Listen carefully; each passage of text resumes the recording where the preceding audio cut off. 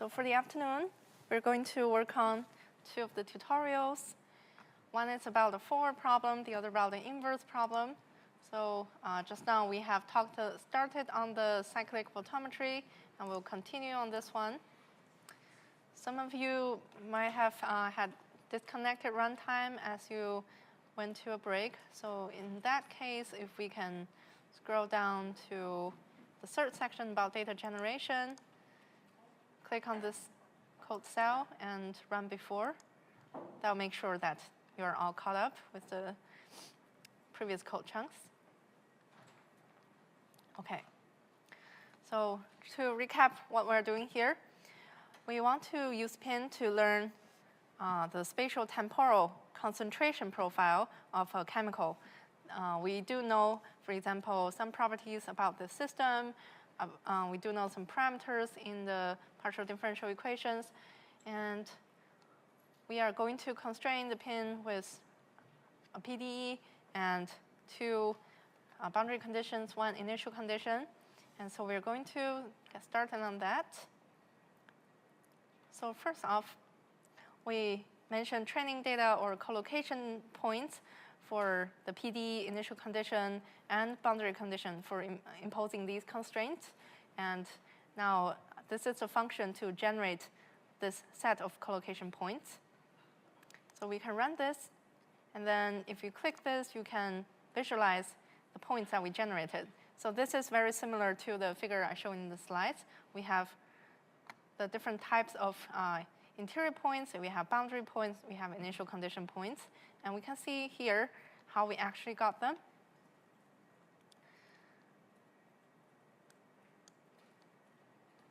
So these ones, so what do they mean here? We do specify, for example, 1,000 training samples. And remember, again, the higher number of training samples, the more your model will adhere to the physical laws. But then the trade-off is that it might be very expensive to fit the model. So later, when we do train, we can take a subsample of all of our collocation points and then evaluate the physics only at those locations. Right. And then this part enforces the sampling in the interior. And then this part is covering the entire simulation domain, but only at T0. So you can see the difference here. To evaluate the PDE, I generate two sets of these random coordinates on both the first and second dimension. And here, the maximum of space and time domain are already specified in the previous code chunk. And here, the difference is that for initial condition, we specify the time, which is the first dimension, to be exactly 0. In the second dimension, coordinate over space, that is a random sample. It's kind of similar to this line, right? So next up, for the boundary condition, we have first electrode surface. That means that our x coordinate is always 0. And then the time coordinate, it could be randomly sampled up to the maximum. And then the other end of this boundary condition is the maximum of the spatial domain. So we already specified early on, and that will be our second coordinate. So now after this function, we will get these 4 sets of collocation points. So now let's look at them. Okay, we got the interior points, 1,000 of them, 1,000 of initial condition, then boundary condition number 1, boundary condition number 2. All right. So next up, we are going to simulate training targets at these collocation points. So we haven't really talked about training targets so far because in our harmonic oscillator example, our ODE is in the form of 3 things added up together. It's 0. But sometimes the right-hand side is a little bit more complicated than 0. For example, in this nurse boundary condition, sometimes it's supposed to be equal to 1. Sometimes it's 0, but often case it's somewhere in between. So in this case, our target or what our PD or initial condition, boundary condition should produce is not really a constant number. So in that case, we can specify the targets manually. The target, it could be 0, or sometimes it could be 1. Like in our harmonic oscillator example, we have x0 equals 1. So that 1, it could be a target as well. Or it can be an exact solution, like the nursed boundary condition that we already know. So it really depends on which condition you want to enforce. And because here we use a pretty complicated boundary condition, we are going to specify the targets. So here, we have these training inputs. For the equation, PDE equation, we're going to make sure that all of our PD components are on the one side of the equation, and then our target is 0. Our initial condition means that at time 0, what is our concentration expected to be? It's expected to be 1, which is what we assigned, what we specified.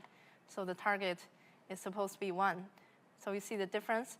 If we want a series of 0 and P0s, then for the initial conditions, we want a series of 1s, right? And then for boundary condition, this is a little bit tricky because we are going to enforce the nursed boundary condition here with our function that we just specified. And then for the infinitely far boundary condition on the other end, we will again have a series of 1s because, as we previously mentioned, if let's say our location is very far from the electrode, it's not going to be affected much at all, so the concentration will be undisturbed. It will stay at 1. And of course, these targets will pretty much depend on your problem. And these are just some steps to gather the training data. The training data in the sense that we use them to enforce the physical laws, right? Not the actually observed data. And here, this is just to visualize and check whether our surface condition, whether our surface concentration at the boundary is behaving like what we expect it to behave. So this is a bunch of samples following exactly the nursed boundary condition, so that's working. And then next up, we do have that neural network again. So what would be the architecture of this neural network here? You can feel free to change elements of it. The input, this one, we can't change because we need space and time to be the input. The order is important. So we put in time first, and then we put in the location in the second dimension. And this order is important because later on, when we calculate the derivative, it's going to calculate derivative with respect to the first one, and then with respect to the second one, so on and so forth. So it's important that we know this order and keep that. And then the layers, we have 3 layers. Like what we said before, not too many layers, and each one is relatively wide. Okay, the activation function is smooth. That's good. And eventually, we want to get one output that is the concentration.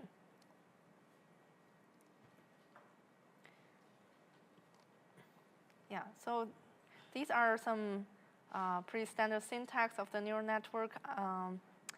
Not sure if we have to go into the details. But you can definitely change lots of things like the layer number and the number of nodes in each layer. And here, notice that there are a few different variations of the activation.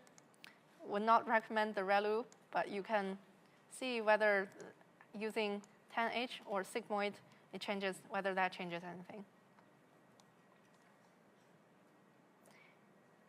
Right. Then moving on. Okay, here comes the meat of it. We're going to calculate the derivatives and residuals and loss, right? So here's our equation. And I, again, give this function called derivative that takes the argument of output and input. And inside of this function is an autograd function that we are familiar with.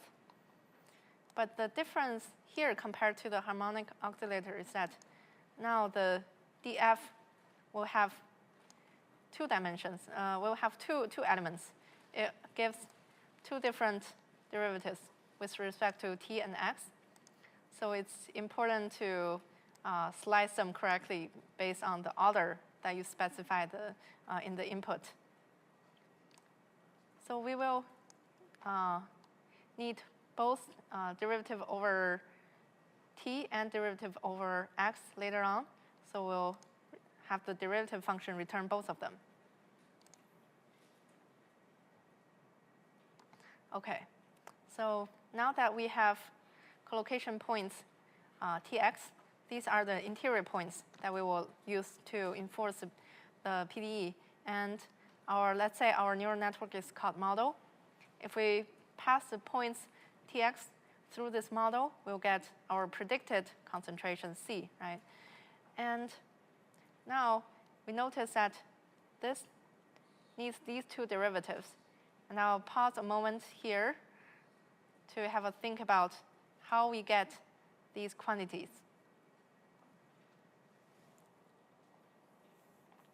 So we'll use the derivative function twice, right? In the first round, we use this to get the first order derivative of C over dt, over t, and over x. So we have both of these. We'll take dc over dx to pass it through the derivative function a second time to get the second order derivative. And when we pass it through the second time, we don't really need the second order derivative with respect to t, so we can just leave this a dash. We don't really need this. And what we need in the end are these two elements, right? And then later we are going to use these two quantities together with d, the parameter that we already know, to calculate physics residuals. And remember, our target that we set just now are a series of zeros. We expect to get all zeros. And how to get the PDE PD residuals that should match, that is supposed to be close to 0. So in order to do that, you can imagine we have to shuffle around in this equation. And let's see what we did. So we did exactly that. Derivative one time. The input is tx, output is c. Derivative second time. Input is still tx. And then output is dc over dx. So tx is a series of coordinates in time and in space. And I specifically write it as tx, not xt, to remind me that I put in t first and then x as the input, right? OK, so now we have these two quantities. We will take their difference, and that will be our physics residuals. So we'll run this.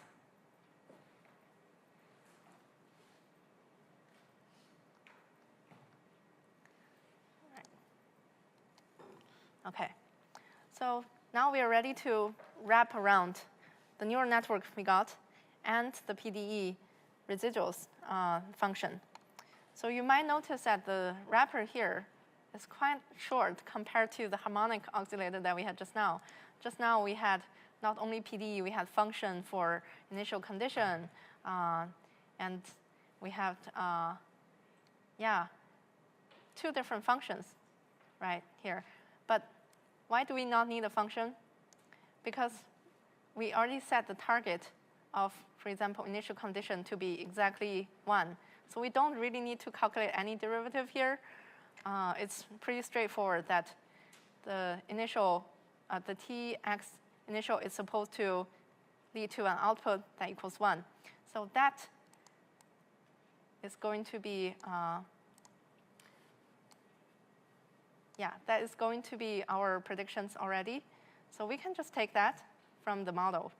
Same for the boundary conditions. We have already set the targets. So later, we'll take these output from the model and compare them with the target directly. That's why we don't need to specify functions for them there.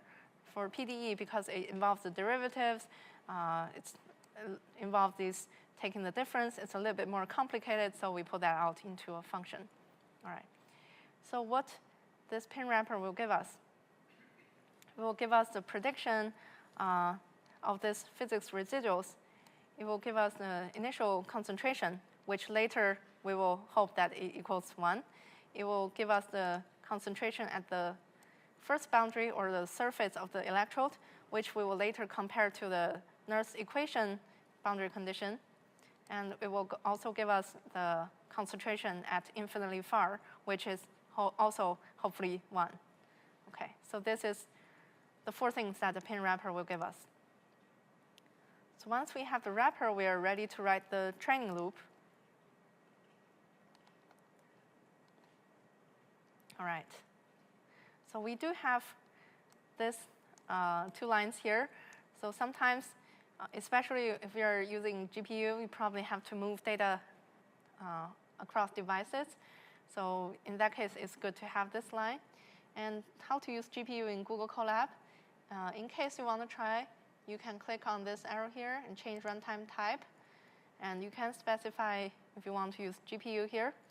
I'm not going to click on GPU here because for our tutorial, they're all pretty lightweight models. Using GPU would not significantly boost the performance of these examples. But in your own coding, you can try GPU for sure. And all of our code in the tutorials are compatible with GPU because we do a step in the start to detect whether we're using CPU or GPU. And whichever is used, yeah, that will, whichever is detected, that will be used later on. And we have these lines to make sure that data are in the device, either CPU or GPU. All right. So we have our data, we have our model. What do we do in each epoch?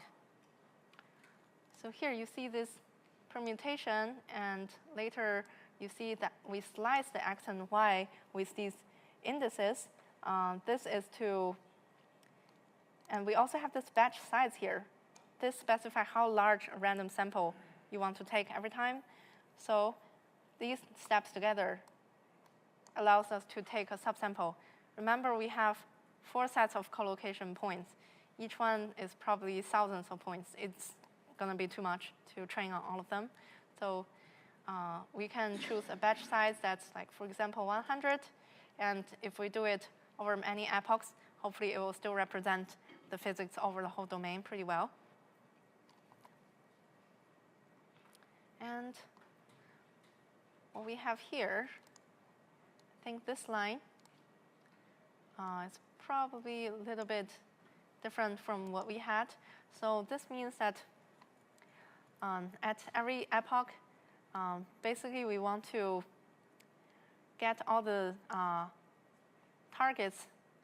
get all the predictions from the pin wrapper. And we're going to use these predictive ones to compare with the targets. And we're going to use these 2 to calculate the MSE loss. And then we're going to sum up all the MSE loss. So we sum all the loss. And here, note that we are not implementing any weighting. So you can try to play with this and see if you can find a way to implement weighting. So maybe instead of doing a plus equal, maybe instead of simply accumulating them, you can find another way to maybe give different weights to the boundary condition, initial condition, PDE. And not sure if we have noticed so far that we haven't had any observations from this system. So this is one of the data-free situations. We are only solving the PDE. We're only using the boundary initial condition and PDE to recover this dynamics. All right. So here we do some tracking of how the loss is changing over the course of training. So we're going to click on this. This one will take a while, so we'll just let it run. What do we have here? Our neural network, and we will wrap that with a pin wrapper. So this pin wrapper will give us the 4 predictions, right? PD, initial condition, 2 boundary conditions. We do have an optimizer that is also Atom. Feel free to change the learning rate here. And then the training loop will contain the pin wrapper optimizer. We'll have the X and Y training data. The reason why we don't have the different components is that in the early step when we generated the collocation points, I think we already lumped them together. So we're not distinguishing them in a sense. They are kind of treated in the same way. So if we want to apply different weights, you can do 2 things. You can do it in 2 ways. Either you separate the training data into PD, initial condition, boundary condition, or you can kind of detect whether this the training data, specific training data, falls into any of the specific categories, and then you can apply weight accordingly. But I will leave it to you to determine which will be faster and how to implement the weighting here. So for the sake of this tutorial, I would have us do 50 epochs. And then batch size, as we said, we just use 100 points. These 100 points are sampled randomly from all the 4 sets of collocation points. All right. So I will encourage us to try to increase the number of epochs after the class, because towards the end, you can evaluate the performance yourself and see if that's good enough, and see if you increase this epochs, whether it will make your performance better. And you can decide whether that's worth it or not. So here, this will be our task later to modify the pin wrapper function, and even maybe the upstream collocation generation to try to assign weights to different loss terms.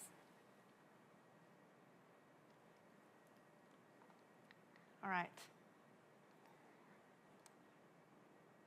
Another way to inject a weight. So just now we talked about 2 ways. We can give different sets of collocation points. We can detect which set they belong to, or we can put in the weights. We can modify this part. We can modify this part and make them all residuals. For example, if your initial is supposed to be 1, you can calculate the residual by taking this -1. So that will not be the prediction. It will be the residual. And same for this. And once you have the residuals, then you can apply the weight here in the pin wrapper as well. That's another way to do it. All right. So now we are ready to look at the training process. So we notice that, yeah, in the first epoch, the loss is really huge. And then it decreases quite drastically. And towards epoch 45, it has more or less stabilized because it has stayed around 1 for quite a while. And once we finish the training, we are going to be able to do some prediction.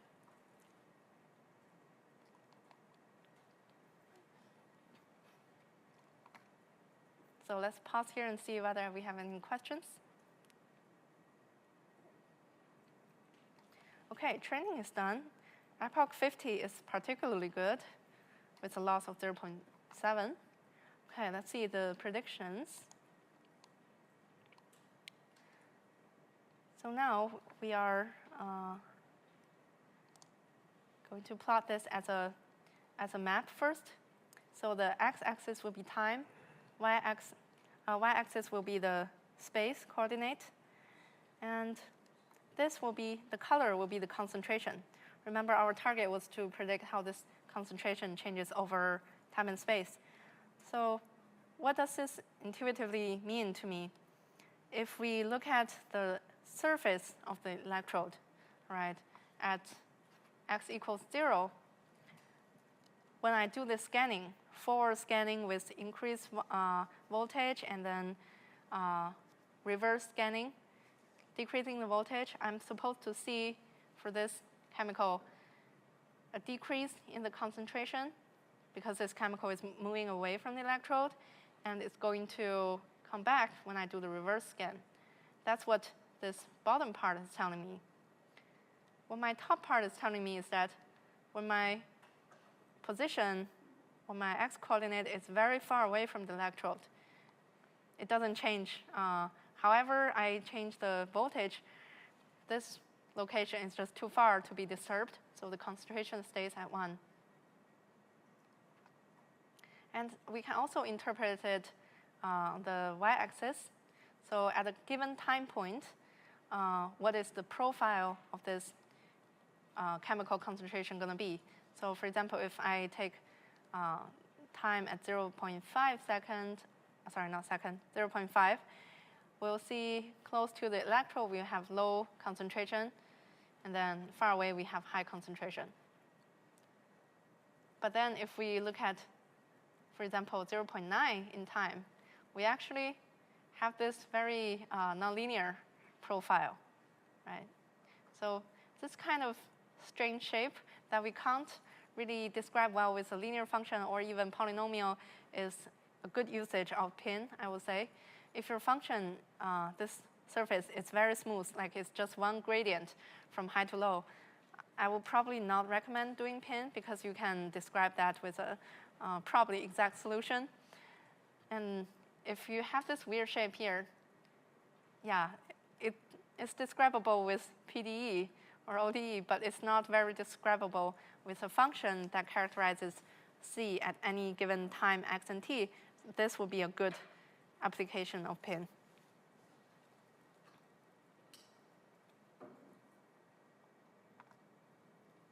Okay, so now we have predicted the concentration, and what can we do with it? So from here on, it's not really to do with pin. It's just that we are taking the output of pin to do something else that's useful in the domain.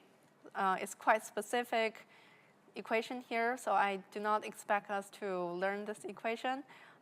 We have already coded it here. So if you run this, this is just to give us a sense whether we can reconstruct the voltammetry, that cyclic graph, very accurately. So the pin prediction is the blue line. The ground truth it would be the red dashed line. So here, the ground truth is an additional data set that we bring in here. We just downloaded from GitHub, I think. So we are going to compare these two. Remember, our pin prediction doesn't have any ground truth data injected at all. So if our pin prediction is getting very close to the ground truth, that's a very good sign. So the red lines and the blue lines, they do align, although I think at this point, pin prediction is a little bit too smooth, I would say. Maybe this is because we haven't run enough epochs, so I would encourage you to increase the epochs and try. There are also other very physically meaningful equations and quantities that we can derive. For example, there's an RS equation to predict how low this flux can be, right, at the reverse scan. So if our curve, our predicted curve, is hitting this line, that's perfect. That's physically correct, right? Our ground truth is perfect because, we do know about the physics of this system. So ideally, our blue line also touches this line. And when it doesn't, probably need more epochs or a little bit tweaking of the weighting. And the other quantity that we can derive, I'm not an expert in this, but this is what they call expected forward scan potential. So this line here is where this maximum or minima is expected to be observed. It's not exactly at 0, so there is equation predicting where this is supposed to be. And we do see that our pin prediction recovered that pretty well. We do observe the lowest flux at this point. Yeah. So I think now we have time, at least 10 minutes time to play with this tutorial, increase the epochs, and I will leave it for after class, or if you have time in this class, to find a way to change the weighting of the different terms. That does take some coding, so I will encourage you to use our previous notebook, or maybe our third one, or use Gemini. Okay, let's have a 10-minute pause here before we move on to the next one. And feel free to ask me questions.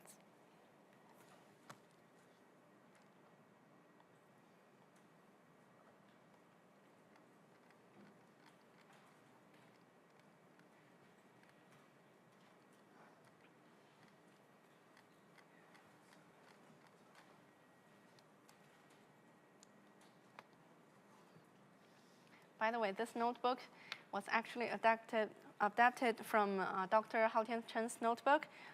So you might have heard his talk.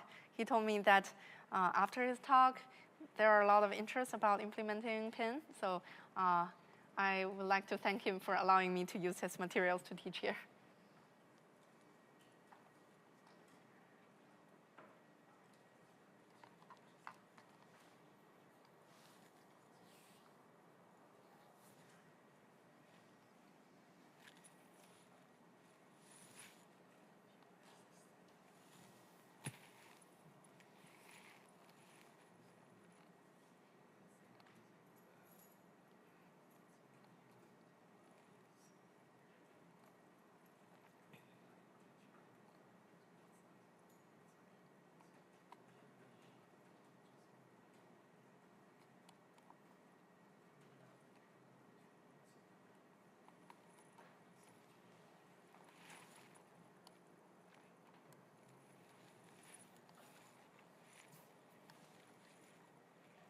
So more tips if you want to implement the weighting. Notice how we generate the training inputs and targets. We are actually concatenating, we're gathering all of them. For example, the Tx in the equation initial two boundary conditions, yeah, they're lumped together into T-train. So if you want to separate them, that's also totally fine. You can have X equivalent, for example, and Y equivalent. You can have X initial, Y initial, something like this. And then you just have to adapt the downstream functions to take all these inputs and outputs.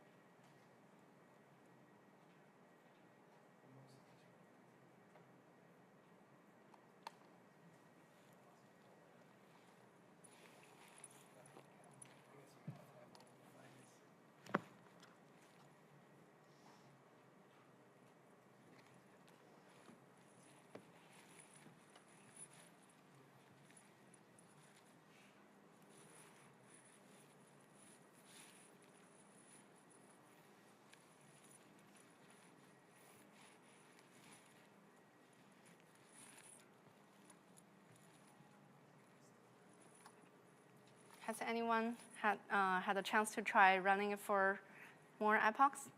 I run this level to see what will happen. Yeah. Oh, that's fewer or more? Few. Fewer, yeah. When I make it to 100, it fits the same ground truth. But I try to see if I decrease it, what will happen. Yeah, that's a good exercise too. Yeah, thank you for bringing that up. You can also try to decrease the number of epochs and see what is the bare minimum that you can do, right? I think I asked Haotian that whether 50 epochs is enough. So with his domain knowledge, he thinks the 50 that I give here is not enough. But I think because we come here probably with our own domain knowledge, we are the best people to tell in our own problem whether the training is good enough or not. So if Haotian was here, he would probably recommend definitely more epochs, maybe 100, yeah.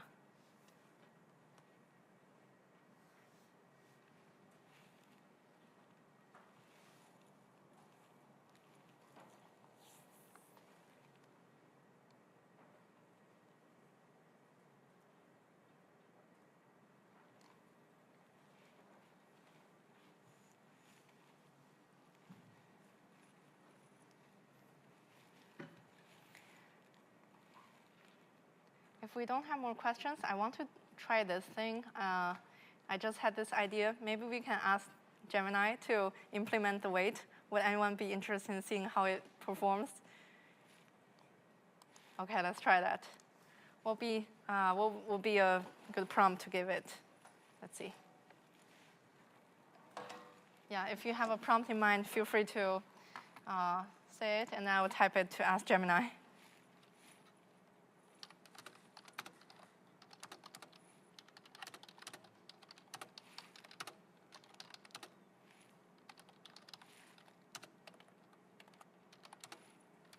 So what I'm asking it that is that I want to give the 4 loss terms different weight.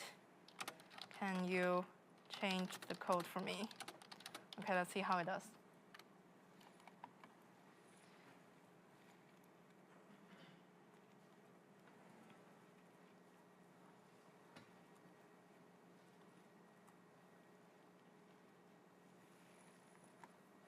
Oh, wow. Let's see what it changes.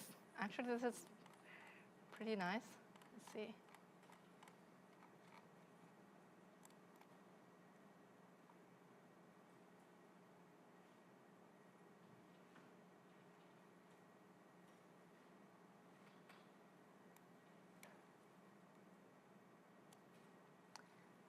Okay, let's see. So this is showing the proposed changes in a GitHub style. These green ones are the new code that Gemini is proposing. Let's see whether it makes sense.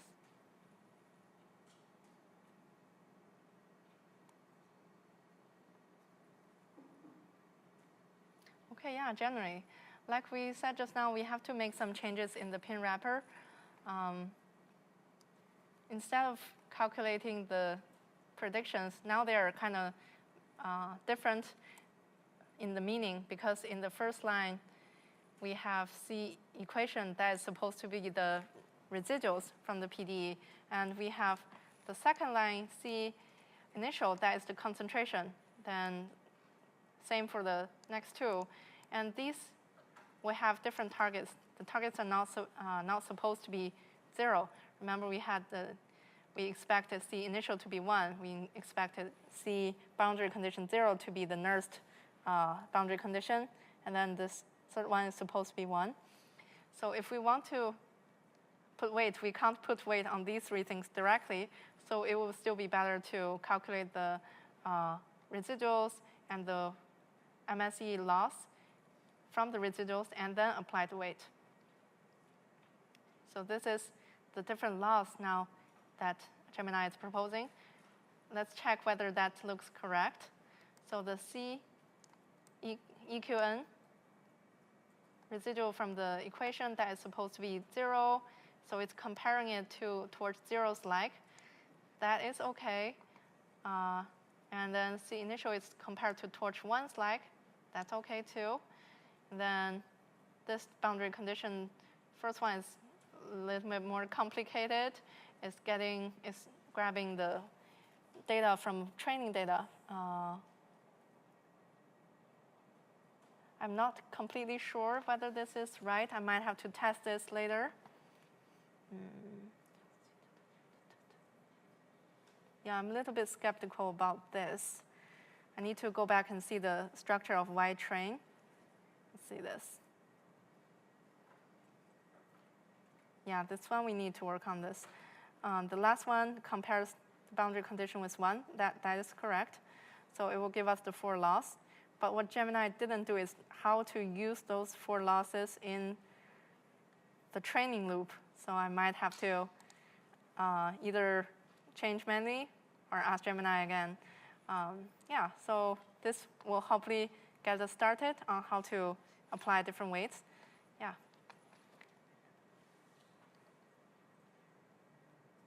And always be kind of cautious when you accept.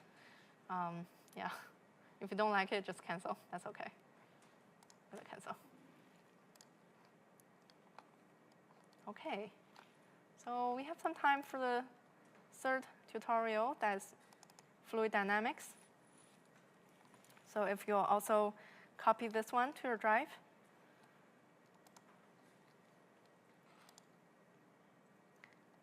Okay. This notebook is also adapted. It's adapted from Dr. Sung-Chul Lee's notebook, and they actually replied to me to give me the corrected data set, so that was very helpful. We are going to look at their case study in fluid dynamics. So after we do the setup, we can introduce this problem. So we want to simulate, and also this is an inverse problem. So we want to simulate how this flow, actually this is a water flow, but we pretend that we don't know it's water, right? So we simulate how this liquid flow around this cylinder. But the tricky part is that there is this obstacle, this cylindrical obstacle in the middle of this cylinder. So we know some things about it, but we don't know, for example, the density and viscosity of this fluid. We also have limited observations on the velocity, on the pressure. So that's our opinion is going to do 2 things. One is predict velocity on both directions, x and y, and it's also going to predict pressure. The other the other goal is to infer the viscosity and density of this liquid for us to figure out what it is. So it does have a few boundary conditions. So why are we not talking about the, we'll talk about the boundary conditions first and PDE later. Okay. So several boundary conditions. At the inlet here, we know that the fluid enters at a known velocity. So this is known, it is known. And the outlet, we specify that there is a certain pressure. Yeah, when it goes out of this cylinder, it will have outlet pressure of 0. And there's also something called non-slip conditions in fluid dynamics. It basically means that on the solid walls of the channel, and the solid walls are this top and this bottom wall, on the solid walls, and also on the surface of this cylinder, the fluid velocity at these surfaces is 0. So these are non-slip conditions. Okay, so now we are ready to look at the partial differential equations. This is essentially still similar to the Navier-Stokes equation that we introduced first, but it's written in a different format. It's a variation of that. The key things is that what derivatives do we want? We want, for example, u u is the velocity on the horizontal, on the x-axis, right? We want velocity derivative of this velocity with respect to the two directions, x and y. And P is pressure. We want this pressure gradient over x. And we also need some second order derivatives. So this first equation talks about velocity on the x-axis. Right? Then the second equation is very similar in structure. We just have to replace all the u with the v. And v here is the velocity on the y-axis, on the vertical direction. And the rest, they all look pretty similar. So what we don't know are the rho and the mu. So the rho here, I believe, is the density, and the mu is viscosity. So later we will use these equations to enforce the variation of the Navier-Stokes equation. And here we can write down our specified boundary condition and initial condition. We don't really have have initial condition, but we do have a lot of different boundary conditions here. So at the inlet, we know that the inflow velocity is 1. So coming back to this plot, the liquid is going in with a velocity on the x direction only. It doesn't have velocity on the y direction, right? And the reason why we take x equals negative 0.5 is that we are kind of using this cylinder as our 0 point, but you can definitely feel free to change this. If this is just how the domain is defined, right? And the outlet, we know that the pressure is supposed to be 0. And the velocity on the y direction is also 0. The non-slip boundary condition means that if our y is positive or negative 0.5, means that if we are, for example, here on the top or the bottom, we're on the non-slip wall, then our velocity on both directions, u and v, will be 0. That's just how non-slip boundary condition is defined. So now we have a lot of equations to work with, right? And yeah, the equations are written here again. But here you see the familiar architecture. We have input, which is, I think, x and y coordinates. And we do have 5 hidden layers. So this is a little bit deeper than what we just encountered, maybe because it's a complicated problem. I'm not sure what are the exact justification, but you are welcome to try using different number of layers to see how that affects the performance. Our output of this neural network will be 3 things. The velocity on the x direction, which is u, velocity on the y direction, which is v, and pressure.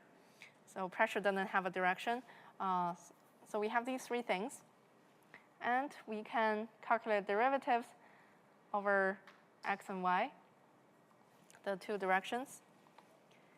And then once we have these first and second order derivatives, we have the ingredients to calculate residuals from all these governing equations. Right?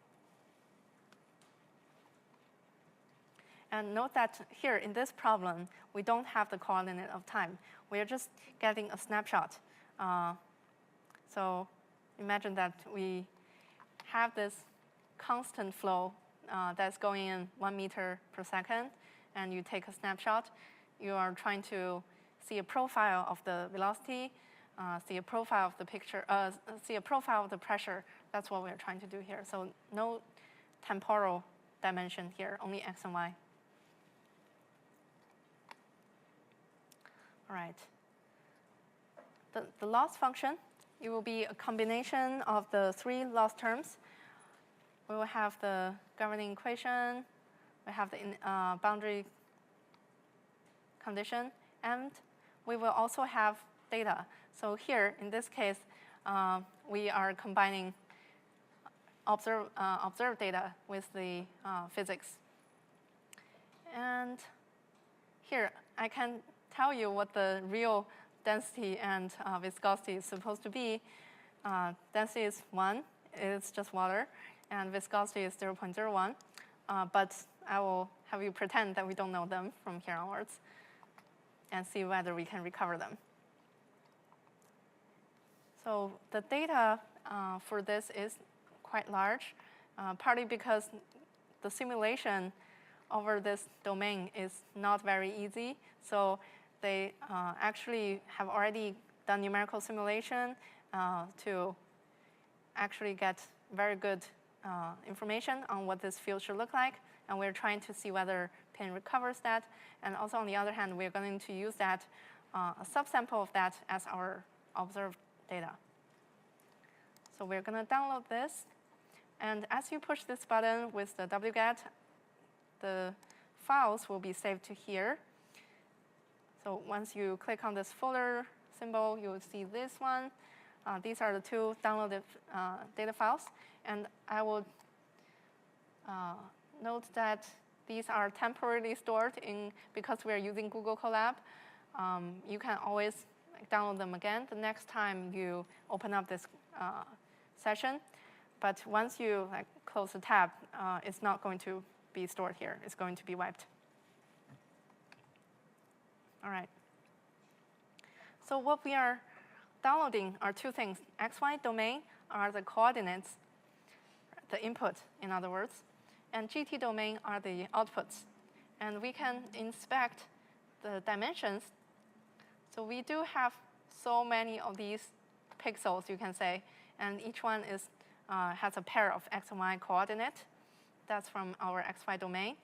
And at each point, we will also have the 3 output, right? U and V and P for velocity and pressure. Okay. So now we are going to pretend that we sampled. We can't actually sample in this classroom, so we'll pretend that we sampled from the data that we were given. There are only 49 sensors randomly placed in the domain. So even though we have the full information, we are going to use only data from these 49 points and the physics that we know to train the PIN. So you probably see these are the points that we have samples over. Okay. So you can see that it's not a whole lot of points. There are some difficult regions, for example, here that have quite a large gradient that are not being sampled very thoroughly. And if you use a neural network, I'm not very confident how we can recover this. But let's see later how PIN can recover the whole dynamics. And oh, by the way, the color shown here are the velocity on the x-axis. But you can also try to show different, you can also change this index. You can look at the velocity on the y-axis. You can look at pressure. Because sorry. This is the index we can change. GT domain is the 3 output. And you can, here we list the first one. You can feel free to look at the other output as well.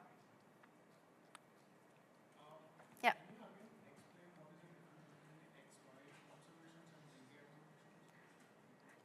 Yeah.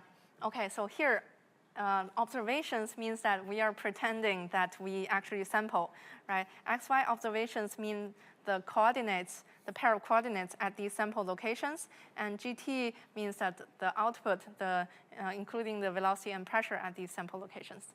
So this OBS suffix later will be differentiated from, let's say, the collocation points, the physics, or boundary conditions.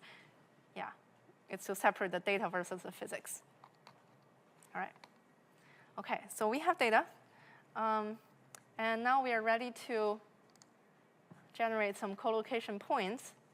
This is a little bit complicated because the boundaries in this system is kind of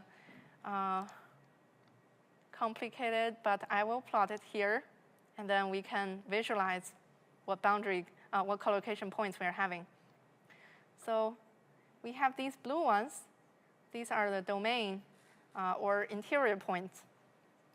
So you can see that it's very dense. So later we might want to take a sample of this. We have the inlet boundary condition, right, at x equals negative 0.5. We have the outlet in the red color here. And on the inlet, we know the velocity on the axis coming in. And on the outlet, we know that on y-axis, it doesn't have velocity. Also, we know that it's zero pressure. OK, next up is the orange points.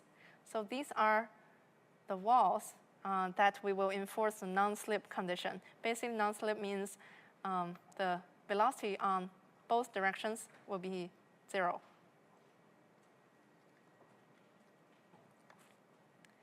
So we do have, for example, 200 points on the top and 200 points on the bottom, 100 inlet, 100 on the outlet. And yeah, we are going to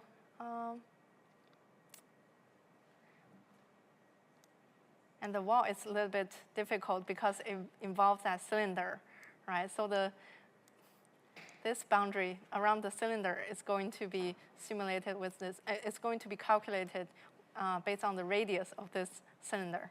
It's going to have the cosine and sine functions. So all of these together, these are all of our collocation points. All right. So next up, we have our neural network. So here you can see the 5 different layers. We will have 2 nodes at the first layer come in to match the x and y coordinates. And each of the layer in the middle will have 256 nodes. And you can see this is a lot more wide compared to what we used just now. Just now we had probably like 30 plus nodes or so.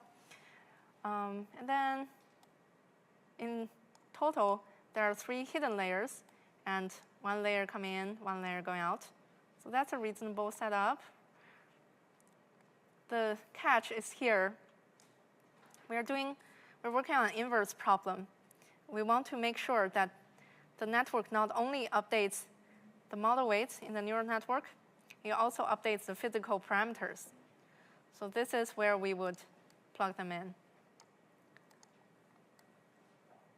But you do notice that the rho, which is density, and vis is for viscosity, they are not part of this network structure. Right? They are updated independently. Okay.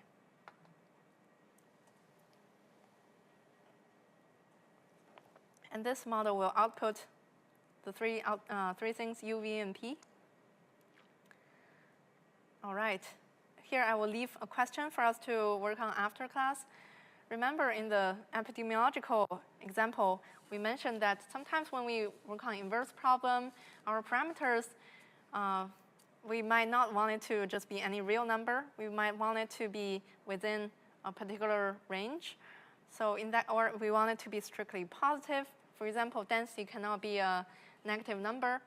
In that case, we can impose that constraint here to ensure that they are positive. And you can try to use this code to start, but I do omit quite a few things. And you can think about how to insert it into the network function, and also how to use these get parameter function later on when you do calculate your physics residuals, right? Because sometimes if you calculate physics residuals with parameters that are wildly off or not even plausible, then the outcome doesn't even make sense. In this case, we haven't implemented this yet, and we are lucky that the physics residuals work. But yeah, I would encourage you to try to implement this. OK. So after setting up the neural network, and remember we have the rho and for density and viscosity here already. They are trainable. We are ready to work on the different loss terms. Okay, so this is the familiar derivative function that we customized. This is all very familiar. And the derivative will come out in two components. The first element is derivative with respect to x, and the second with respect to y. And of course, we can use this repeatedly for calculating higher order derivatives. Yes? Can we use this derivative for all cases, or is this just for the cases? Oh, sorry, come again? Can we use this derivative for all main cases, or this is just for the cases whereby Yeah, great question. Like, how generalizable is this derivative function? I saw you use it in all three. Yeah, I did customize them so that I did write them so that they're very similar in format, but I will point out the difference here. The difference that we need to modify is that sometimes your input are on different dimensions, right? In the harmonic oscillator, we only have the dimension of time, so the df will only be over dt, right? So we don't need to do this slicing into two components, so you can output that directly. But here, because we have x and y, so we do need to separate them ourselves. And if you happen to have more dimensions, like x, y, z, or even t, then you have to specify those.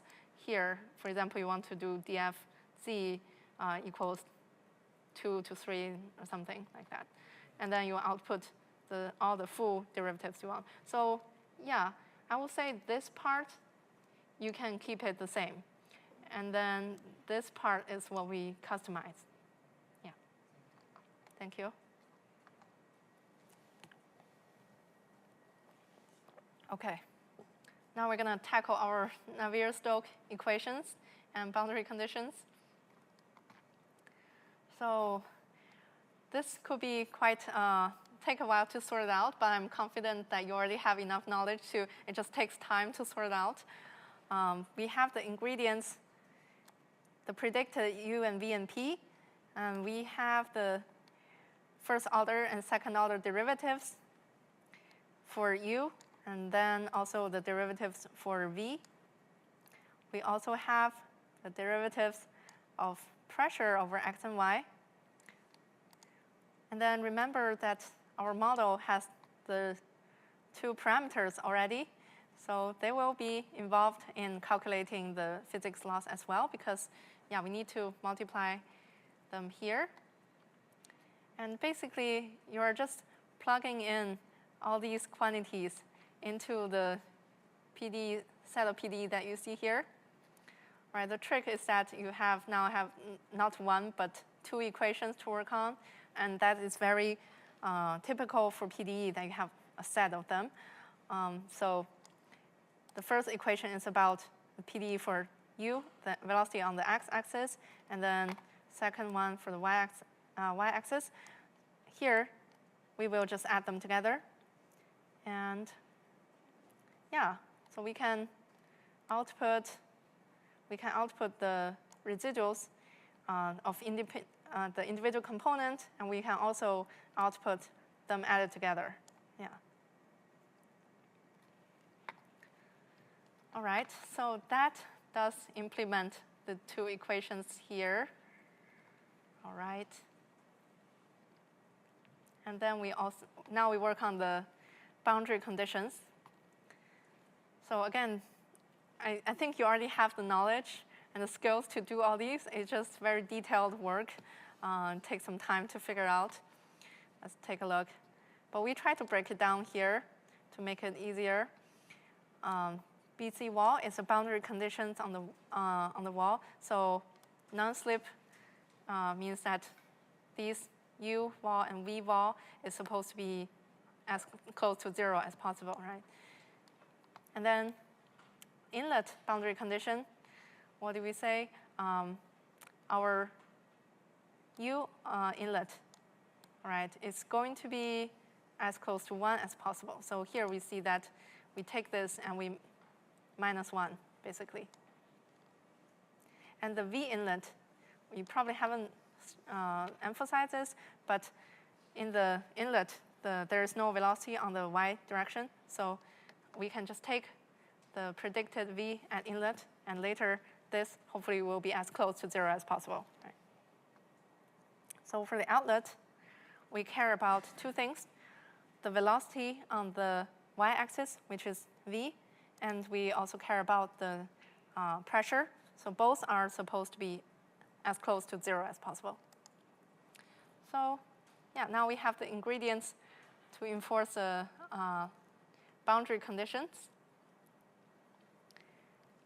And now we are going to add them up together. So here we can add a few ingredients together: the data loss, PD loss, and boundary condition loss. Let's see what we have here.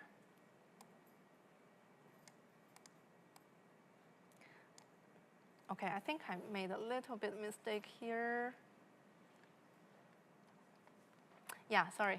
I forgot to explain this part. Yeah, the PD CONT, that is actually to enforce this third equation. We didn't emphasize it, but it does specify that, yeah, the velocity or the velocity with respect to x plus dv over dt, these two added together, it will be 1. It will be 0. So that's what we have in the third line here. And later we're going to add these three elements together. So each one line represents to one of these equations. Yeah, I forgot to mention that there's a third one here. Okay. So now this is where we take the residuals, pass them through a loss function. It could be the MSE loss, or you can feel free to change this to others. We take these three loss and we add them up together. For the boundary condition loss, we will add them up together as well. And then we have data loss. For data, we can calculate data loss on the for the three inputs because we have observations for all three of them, right? So these will be adding the data loss together. Basically, we are comparing the observed, these are the predicted data at the observable locations. We're comparing the predicted data with the actual observations we had at these locations, right? And here, yeah, we have to be careful to match the different output, make sure we are matching the exact same variable. All right, so that is our pin wrapper. What do we get after that? We have the three loss terms: PD loss, boundary conditions loss, data loss. And then once we have these three loss, you can imagine that in the training loop, we can specify how we want to weigh them. And that is exactly what we're doing here. So you see in the loss, we have put a bit more weight on the data than the physics. So this is kind of similar to what we did in the harmonic oscillator. In that example, we put a small weight on the physics, and here we put a large weight on the data. So it has that similarity. And I do want to tell us that we do have to train for quite a number of epochs. And what I'm doing here is that I not only keep track of the loss throughout the training course, I also keep track of the values of rho and the values of viscosity. This is to check whether the model is recovering the true physical parameters. Okay. And this part is basically me visualizing the model at every 5 epochs, and this is me saving the model every 500 epochs. And I'm saving it because within this class, we definitely don't have time to run the whole thing, finish the whole 10K epochs of training. So I actually already saved the model. It did take me about 1 day, yeah, to run. So this is a plotting function. You don't have to look into the details. And if you run this code chunk, it's actually going to do the training. So what do we have? Oh, I probably left one of the code chunk before. So I'll just do this, run before, to make sure I have all the functions I need. And now it's supposed to go. OK. So I do visualization every 5 epochs. And what do we see here? We have the CFD in the first panel. This is the exact solution. Numerical simulation. This is the gold standard. And second panel, we have the prediction from our pin. And third is the arrow basically taking the prediction, difference between the prediction and our numerical simulation. So of course, we don't want this arrow to be large in value, and also we don't want it to have a clear pattern. And then in the bottom 2 panels, we see the inferred or fitted values of these 2 physical parameters. So remember at the start, we specified that rho is 1, viscosity is 0.01 or 0.001. I kind of forgot. Yeah, but it's a really small value. Okay. So I'm just going to stop this here because we don't have time to run through the whole thing. You can feel free to play with the learning rate here and see whether that changes the model, the learning a little bit better. But I'm going to skip directly to the saved model. I'm going to download it from our GitHub. And later, after I download, we are going to briefly visualize it. So here, you see this slider. You can actually toggle this to see what kind of model training we have got to at, for example, epoch 9000. At 9000, what do we see here? OK, prediction is already starting to look like the numerical simulation. So it's very promising. And the arrow, OK, we see that it's not really learning in some of the areas. And this area near the cylindrical obstacle is particularly hard. How is it doing on recovering the physical parameters? This is an inverse problem. So I think it's natural for it to take longer to convert and to really learn. But let's see how it's doing. Rho is doing pretty bad.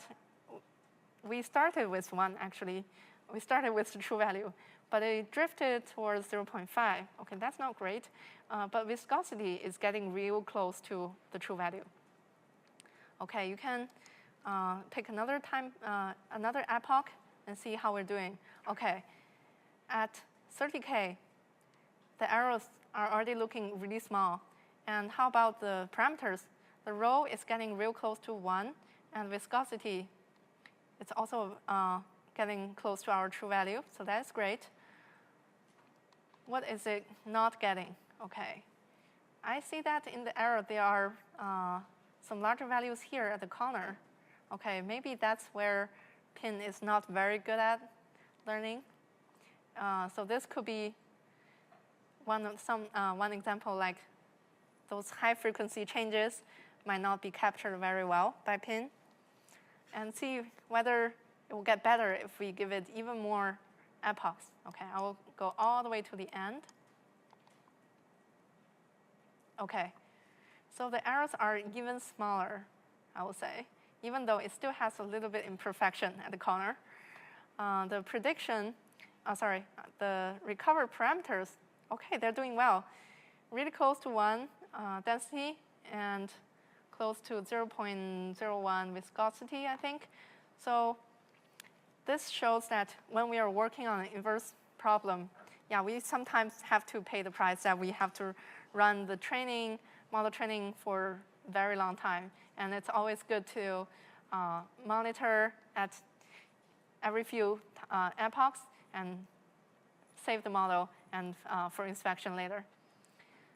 Yeah, so the challenge that I will leave you for after class is that just now we mentioned that here the parameters, rho and viscosity, there was no constraint on whether they should be positive or not. So if you can give that a try, that would be great. And I think we might be at time, right? Yeah. And yeah, I will stay for questions. And other than that, thank you so much for joining me today. Thank you.